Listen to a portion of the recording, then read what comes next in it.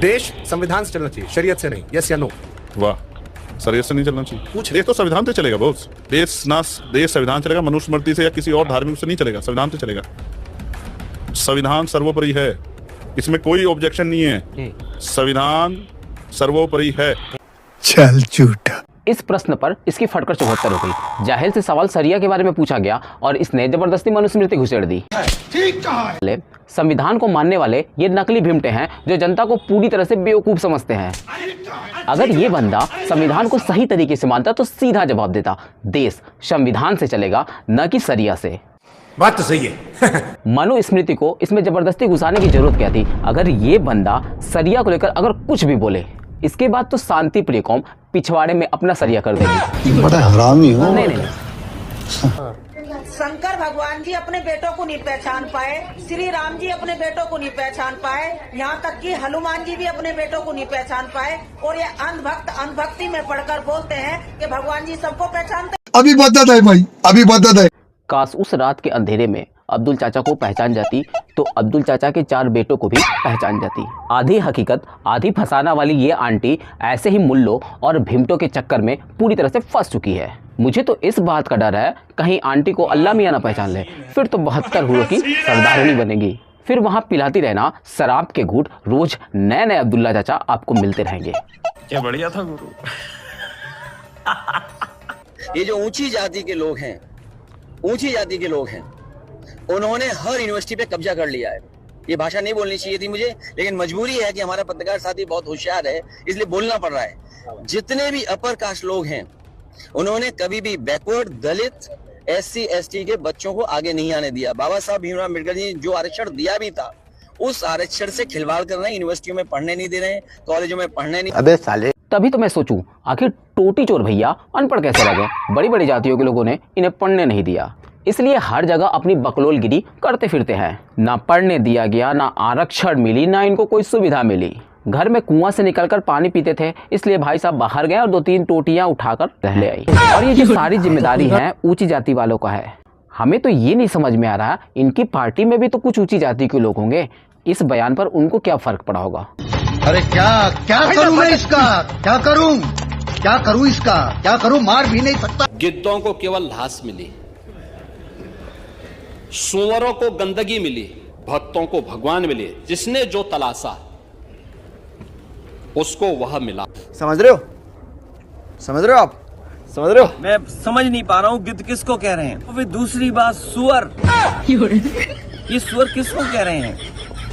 हमने, आपने, किसी ने नहीं कहा कि गंगा साफ नहीं है। आपने कहा था उस दिन जब आप नाव में थे, तब आपने कहा था। अबे साले। तो गंगा का पानी है, संगम पे जो पानी है, त्रिवेणी में जो पानी है, वो स्नान करने लायक भी नहीं है। गजब टूबीबाज आदमी हो। सब बात तो ठीक है टोटी वाले भैया, लेकिन आप इन सुअरों को लेकर इतना क्यों भड़क गए? योगी बाबा ने तो किसी का नाम नहीं लिया, उन्होंने गिद्धों के बारे में बात किया, जो चाहते थे कि महाकुंभ में कोई बड़ी घटना हो, लेकिन ऐसी कोई घटना हुई नहीं उनके अनुरूप। इसलिए गिद्धों को उतना मजा मिला नहीं। और दूसरी बात, उन्होंने सुअरों पर बोला। भाई जो गंदगी फैलाए उनको उन्होंने सुअर बोला। अब सुअर को लेकर आप इतना क्यों भड़क गए? नहीं, मुझे मजाक नहीं उड़वाना अपनी चीज का, मैं नहीं बताऊंगा। अगर आज भगदड़ का कोई गुनाहगार होगा तो बख्शा भी नहीं जाएगा। कोई भी होगा, कहीं भी छुपा होगा, किसी भी स्तर पर होगा, और कितना भी बड़ा क्यों ना हो, वह किसी भी स्थिति में बचेगा नहीं। ये मैं आप लोगों को आश्वस्त करता हूं, पूरी सदन को आश्वस्त। क्या बात है सर, क्या बात है सर, क्या बात, ये बात है। लगता है कि बाबा जी इस रमजान में भी कई सारे गिद्धों को मिट्टी में मिलाएंगे, क्योंकि काफी सारे गिद्ध थे जो मौत का इंतजार कर रहे थे, काफी सारे सुअर भी थे जो गंदगी का रायता फैला रहे थे। ये वही सदन है, ये वही योगी जी हैं जिन्होंने बोला था माफियाओं को मिट्टी में मिला देंगे, और उन्होंने मिला भी दिया। और आज जो माफिया थे आज 72 हुरों से मजे ले रहे हैं। नहीं, यहाँ तो माफिया भाई साहब ऐसा बोल रहे हैं, हमें पागल बनाया गया, हमें चूतिया बनाया गया। यहाँ तो ऐसा कुछ है ही नहीं।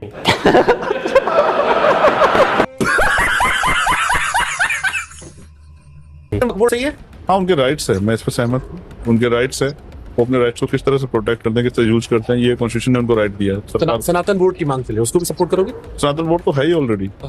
सारे मंदिरों पर कब्जा है हिंदू और प्रकाश के लोगों का। ये तो सब सरकार के कंट्रोल में है। कौन से सरकार का कंट्रोल? सारा मंदिर सरकार ने कंट्रोल कर रखा है। कौन सा करे? सारा पैसा कौड़ी हिसाब किताब सब वो देखते हैं। धर्म के आप फिर समझिए ना, सिर्फ पैसे के क्यों देखते हैं कि पैसा ही है? मंदिर तो आस्था केंद्र है ना। सनातन बोर्ड अगर बनता है तो आप समर्थन करोगे? और फिर आपसे कह रहा हूँ, मेरा अच्छा उस बोर्ड का हेड कौन होगा? मैं हूँगा क्या? आपने मुस्लिम बोर्ड नहीं पूछा उसका मैं हूँ। वो आज का बना हुआ है, नया बनने वाला मुझसे फिर। गजब टोपीबाज आदमी हो। गजब का टोपीबाज आदमी है और इसको जो सपोर्ट करते हैं कहीं ना कहीं सनातनी होंगे। उनको यह बात समझनी होगी कि ओवैसी ज़्यादा गिर सकता है या फिर ये। ओवैसी साफ तरीके से बोलता है मैं मुस्लिम नेता हूँ, मुस्लिमों के लिए काम करूँगा। अच्छी बात है, लेकिन ये दलितों के नाम पर भेड़िया है। वोट कहीं और से लेता, बात कहीं और की करता। वक्फ बोर्ड ठीक है लेकिन सनातनी बोर्ड नहीं। इस पर इस बंदे की फटकर 76 हो जाती है। कितने तेजस्वी लोग हैं हमारे पास, कितने शानदार विचार रखते हैं जी। इस देश में जाति व्यवस्था समाप्त कर देनी चाहिए। ये बिल पास कर देना चाहिए। समय आ गया भारत में जाति के आधार पे ना किसी को प्रिविलेज मिले ना किसी का अपमान हो। दोनों चीजें खत्म करने का समय आ गया। देखते हैं कितने लोग समर्थन करते हैं। यूनिफॉर्म सिविल कोड की बात चल रही है, उसी से जुड़े दोनों सवाल थे। ठीक है, उसका समर्थन करोगे? यूनिफॉर्म सिविल कोड इस देश के साथ बहुत सब चीजें जुड़ी हुई है। जैसे आपने कहा कि आपके नाम के साथ अभी मुझे चंद्रशेखर कह रहे थे कि मैं ये बिल लाने वाला हूँ कि हर आदमी एक जात पात खत्म कर दिया जाए, सब बराबर कर दिया जाए। अब इस देश में दंड विधान अगर एक है, ठीक है, तो फिर बाकी चीजें क्यों समान न की जाए? बहुत अच्छी बात है, मगर आप ही की बात तो कर रहा हूँ। ये तो आपके थॉट में जा रहा है। फिर वही बात, मीठा मीठा गप गप तीखा तीखा तू कवाली बेइज्जती। कॉन्स्टिट्यूशन सभी को धार्मिक आजादी देता है। बिल्कुल, आप उसको छीनना चाहते हैं, बस यही तो बात है। कैसे भाई यूनिफॉर्म सिविल कोड के जरिए आप उसको छीनना चाहते हैं। मतलब अगर मेरा नाम शुभंकर है, हाँ। मैं इससे सवाल पूछ रहा हूँ जिसको लेकर राइट आते हैं, आपको कैसे लगा छीनना चाहते हैं? दंड विधान तो एक ही है। अगर जीवन जीने की पद्धति भी एक तरह से कर दी जाए, मतलब जो नियम आप अपने हिसाब से लोगों की जीवन पद्धति करना चाहते हैं, तो फिर आप क्या कौन सी फिर आप मेरी बात तो अगर आप इस देश को धर्म के आधार पर नहीं जोड़ पा रहे हो कि सारे धार्मिक लोगों के लिए एक नियम कायदे कानून हो, तो फिर आप कैसे ही उम्मीद करेंगे जो आप प्रपोजल दे रहे थे कि सभी जातियों को गायब कर दिया जाए? क्योंकि आपका प्रपोजल चंद्रशेखर ने इसी शो पे कहा कि मैं ये प्रपोजल दे रहा हूं कि सारी जातियां खत्म कर दी जाए। अगर आप धार्मिक आधार पर डायविजन नहीं कर पा रहे हो तो जातिगत आधार पर कैसे करोगे? फिर मैं आपको फिर यही कह रहा हूँ, मैं मुसलमानों की जातियां खत्म करने को आपसे नहीं कह रहा। मैं सिखों में अगर कोई स्ट्रक्चर उसको खत्म करने को नहीं कह रहा। जिस व्यवस्था में खामियां उसी को दूर करने के बाद। इतना कुछ सुनने के बाद अगर आपको इसका मकसद और इसकी मानसिकता समझ नहीं आया तो आपको जो आरक्षण मिला है उसका कोई भी मतलब नहीं है, क्योंकि तुम लोग कुछ भी ना समझ पाए ये अभी क्या है बाद में क्या बनेगा। मुस्लिमों का नेता बनो, अच्छी बात है, जैसे ओवैसी खुलेआम बोलता। इस भिमटे को बीच में दलित और संविधान घुसाने की जरूरत क्या है? ठीक कहा है, ठीक है। मतलब हम लोग हरिजन लिखा हुआ था तो वो लोग बहुत सुकून से रहता था, खुशी मनाता था। अच्छा। और जब दबंग लिखा गया तब वो लोग का नींद जीना हराम हो गया। हरिजन हटा कर चमार लिख देते, यहाँ पर दबंग काहे लगा दिए? दबंग इसलिए लगा दिए कि पूरे ईसड़ी पता कर लीजिएगा, आज भी दबंग है, कल भी रहेगा। हाँ। और कभी भी रहा है। दबते नहीं आज तक कहीं पूरे इलाका में पूरे पूछ लीजिए हमारी माताएं बहनों को, कोई भी आज तक दबाया नहीं है, बल्कि यहाँ से लात जूता खा करके गया। झूठ बोल रहा है। इनका चमार है ये है जा। तो हरिजन चमार में क्या अंतर? अंतर तो ये है कि राजपूत भगवान क्या जहाँ बेटी पतो पूजा करे चलते हैं तो वो पूजा अपने अथवा में मंदिर में कर ही नहीं देता कोई। अच्छा, तो हमको वही से चमार। भाई यहाँ तो गजब के दबंग लोग हैं जो मंदिर में पूजा भी नहीं कर पाते। दबंगई की पूरी परिभाषा ही इन्होंने बदल कर रख दी। इन जाहिलों के दिलो दिमाग, फेफड़े, लीवर हर जगह इन जैसे नेता घुस चुके हैं। मंदिरों में घुसने नहीं देता, मंदिरों में पूजा करने नहीं देता, कारण जाति नहीं है रे मियां। तुम्हारी हरकतें, तुम लोगों की ऊंची हरकतें, इस कारण घुसने नहीं दिया जाता। महाकुंभ में किसी से भी जाति नहीं पूछा गया, सभी लोगों ने बराबर में महाकुंभ की डुबकी लगाई। लेकिन वहां माफिया, दबंग किसी ने पीठ पर लिखवा कर नहीं आया, अगर जाता तो कूटा भी जाता।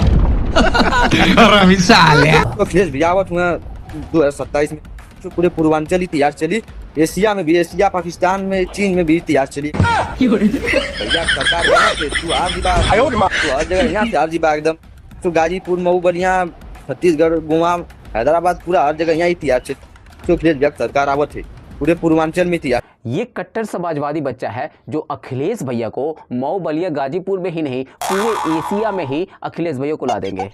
वोट वाले दिन किसी और का बटन दबा देंगे क्योंकि इनको पढ़ने ही नहीं दिया गया।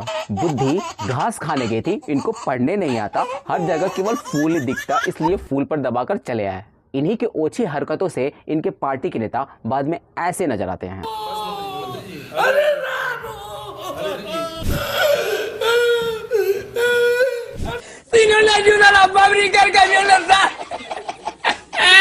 एडीएम जबलपुर बनाम शिवकांत शुक्ला, ये